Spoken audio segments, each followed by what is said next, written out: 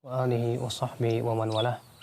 Asyhadu an la ilaha illallah wahdahu la syarikalah wa asyhadu anna Muhammadan abduhu wa rasuluhu amma ba'd. Di zaman ini banyak orang mencari kesehatan.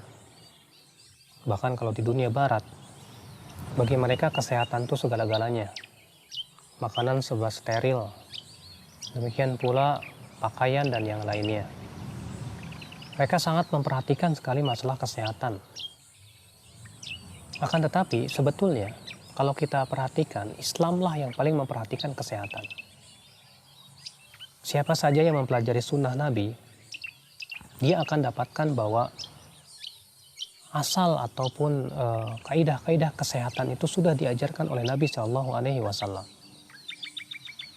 Lihat saja bagaimana Nabi Sallallahu Alaihi Wasallam dalam mempraktekkan kesehatan dalam kehidupan sehari-hari.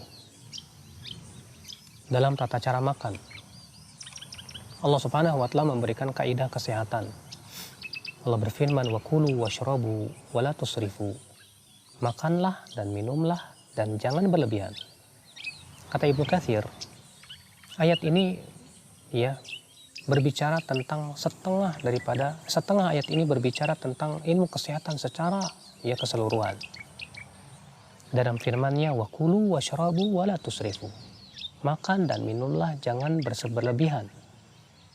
Dan Nabi Shallallahu Alaihi Wasallam juga menjelaskan, "Ma mala'a adamiyun wi'aan syarran min batni." Tidaklah anak Adam memenuhi bejana yang lebih buruk daripada perutnya. Bihasbi ibni Adam luqaimat yuqimna sulbah.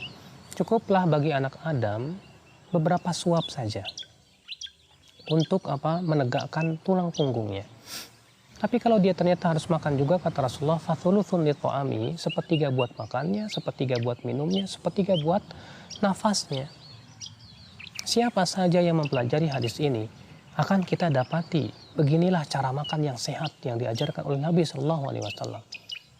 Karena salah satu sebab utama munculnya penyakit adalah dari makanan, di mana lambung ketika melebihi kapasitasnya dan selalu diisi dan isi, akibatnya lambung itu akan rusak. Ketika lambung rusak, limpa rusak, akan mempengaruhi organ-organ tubuh yang lainnya. Terjadi diabetes lah dan yang lainnya. Nah, ikhwatul Islam azanillah wa iyyakum. Dalam cara tidur, Nabi SAW memberikan tata cara tidur yang paling paripurna, sehat untuk badan. Pertama, Nabi SAW tidur ketika di awal waktu malam. Dan ini memang di waktu itu sangat dianjurkan untuk tidur. Kenapa? Karena apabila seseorang tidur selalu larut malam, itu akan mempengaruhi pekerjaan organ-organ tubuh, terutama jantungnya. Demikian pula hatinya. Sehingga orang yang senantiasa tidur kemalaman pasti akan menimbulkan berbagai macam penyakit. Tapi Nabi SAW ternyata menganjurkan umatnya untuk tidur di waktu awal malam. Makanya kata Rasulullah, Rasulullah, aku tidak suka tidur sebelum Isya dan al-hadits ba'daha, dan aku tidak suka untuk berbincang-bincang setelah sholat Isya. Makanya Rasulullah SAW menganjurkan umatnya untuk tidur di awal malam. Sudah begitu tata cara tidur Nabi paling sehat.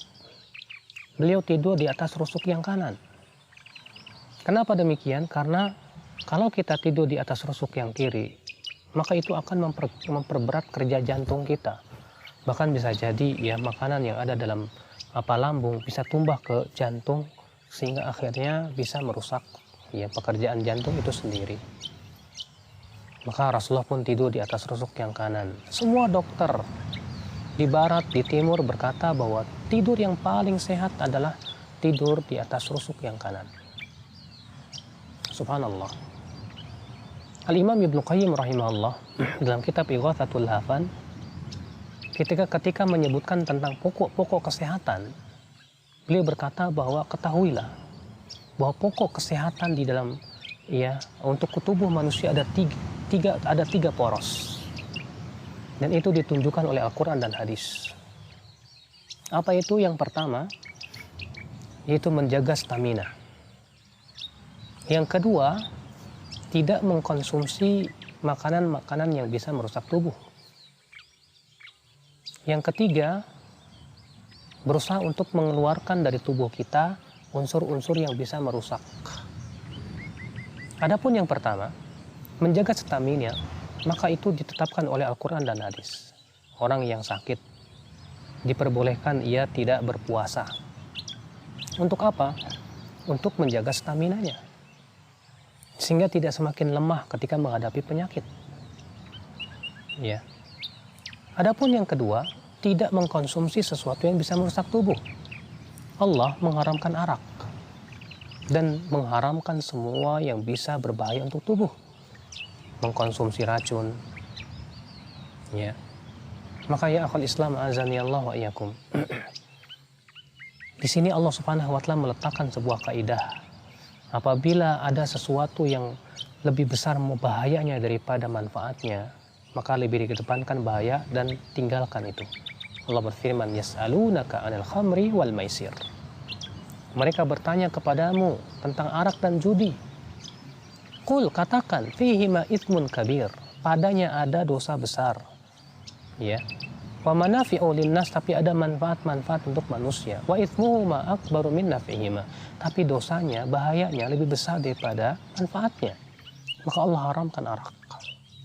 Ketika Allah haramkan arak, ya karena itu mudaratnya lebih besar. Itu menunjukkan akhi kepada kaidah kesehatan. Apa itu? Jangan mengkonsumsi sesuatu yang bisa merusak tubuh kita. Terkadang kita tidak peduli apakah makanan yang kita masukkan ke mulut kita itu berbahaya atau tidak. Apalagi di zaman sekarang makanan banyak tercampur dengan SMSG, dengan sesuatu yang terkadang itu bisa merusak tubuh, ya, otak dan yang lainnya. Ya. Bahkan ada sebagian makanan seperti ikan-ikan yang dipoles dengan zat-zat untuk mayat. Subhanallah. Kemudian yang kaidah yang ketiga kata Ibnu Qayyim yaitu mengeluarkan unsur yang rusak dari tubuh kita. Dalilnya apa? Nabi SAW berbekam mengeluarkan darah yang panas dari tubuh kita. Karena itu bisa merusak tubuh, maka dibekam. Nabi SAW juga mempraktikkan untuk supaya muntah. Makanya muntah sangat dianjurkan. Ya. Sebagaimana dikatakan oleh para tabib, muntah sebulan 2 kali itu sangat menjaga kesehatan. Ya. Menghindari penyakit kusta dan yang lainnya. Muntah mengeluarkan unsur yang rusak. Makanya disebutkan dalam hadis Jarir, anna Nabi SAW qa'a, bahwa Nabi SAW muntah. Fatawadda'a, kemudian setelah itu Rasulullah berwudu. Ya, mengeluarkan zat yang rusak dari tubuh kita. Subhanallah, ternyata kaidah kesehatan ini sudah diajarkan oleh Nabi kita, oleh sunnah Rasul Sallallahu Alaihi Wasallam. Cobalah kita ya akhul Islam, kita lihat bagaimana kehidupan Nabi SAW. Ya, dalam masalah hubungan badan, maka Nabi SAW mengajarkan kepada kita supaya tidak berlebihan, tapi juga tidak kurang. Karena berlebihan, koitus, ya, itu akan menyebabkan penyakit. Kurang pun juga akan menyebabkan penyakit.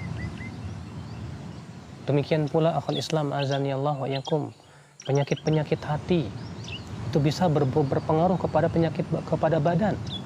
Maka Rasulullah menyuruh kita bersabar, tawakal, jangan marah, jangan banyak tertawa. Itu semua karena bisa merusak anggota tubuh kita, ya, organ tubuh kita.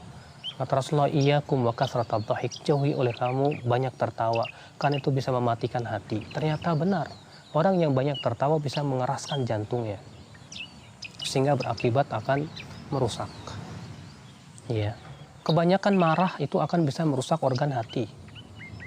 Demikian pula kebanyakan bersedih akan bisa merusak organ limpa.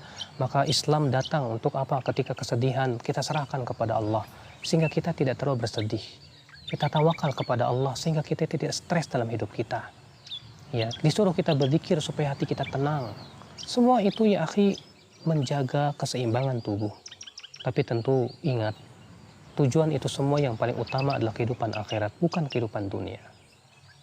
Maka dari itu ya akhi azani Allah wa yakum, sunnah Nabi memang sehat. Siapa saja yang mempelajari sunnah Nabi, pasti insya Allah dia akan sehat. Maka hidupkanlah sunnah Nabi, pelajarilah sunnah Nabimu, Selain itu bermanfaat untuk duniamu, yang paling utama adalah kehidupan akhirat. Ya, kita semuanya. Subhanakallah bihamdika. Asyhadu an la ilaha illa ant. Astaghfiruka wa atubu ilaik. Wassalamualaikum warahmatullahi wabarakatuh.